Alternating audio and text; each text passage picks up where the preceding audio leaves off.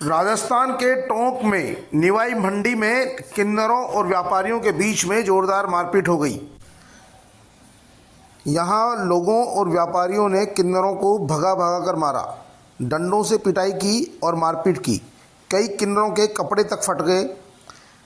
बताया जा रहा है कि यहां पर दीपावली की इनाम लेने के लिए किन्नरों का एक ग्रुप पहुंचा था, जिस पर उनकी व्यापारियों से माथापच्ची हो गई। माथापच्ची के बाद वहाँ मौजूद लोगों ने किन्नरों को भगा भगा कर मारा। आप देख सकते हो किस तरह से यहाँ पर लाठियों से किन्नरों की पिटाई की जा रही है। देखिए एक किन्नर पर किस तरह से लाठियों से प्रहार किया जा रहा है। ये किन्नरों के साथ यहाँ पर लोगों ने मारपीट की, ये सरासर गलत है।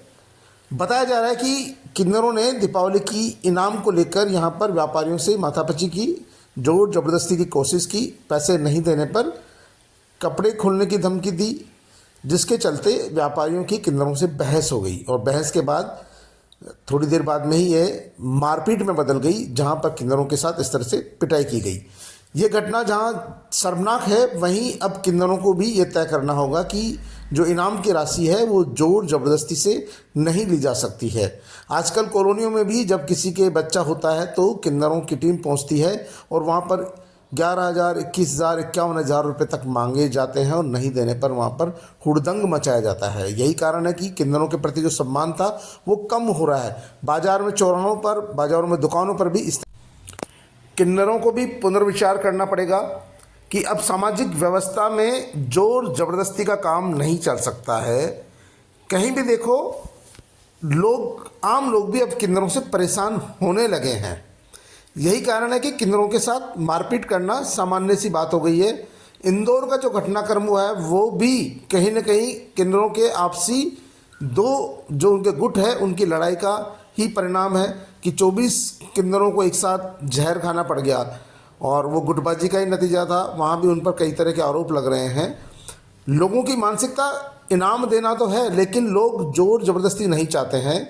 अब जिस तरह से बड़े शहर है उनमें चौराहों पर रात में एक साथ 15-15, 10-10 किन्नर न जाने कहाँ से आके खड़े हो जाते हैं। बाज़ारों में इन दिनों दीपावली चल रही है तो लोग व्यापार मंडलों के पास, व्यापारियों के पास, हर दुकानदार के पास किन्नर पहुंचते हैं। वहाँ भी उनसे इनाम के लिए जोर ज़बरदस्ती करते हैं। बच्चा होने पर भी इस तरह की घटनाएं सामने आती है। आजकल तो बेटी होने पर भी किन्नर इनाम मांगते हैं। नया मकान बना लो तो इनाम मांगते हैं और इनाम की राशि इतनी बड़ी होती है कि कोई देने में समर्थ हो, कोई नहीं हो। इनाम आदमी अपनी सामर्थ्य के अनुसार देता है, अपनी इच्छा से देता है, लेकिन जब ज़बरदस्ती की जाती है तो फिर इस तरह के परिणाम भी सामने आते हैं। सरकार को इसमें कुछ ठोस कदम उठाने होंगे।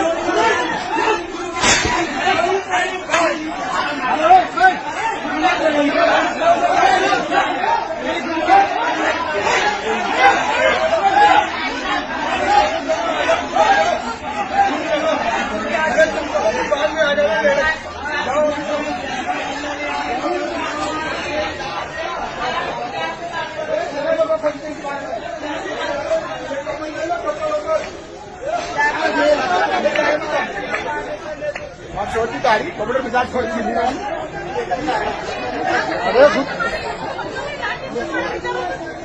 आपस में आकर स्टाफ में आग लग रही है अपनी क्या करें।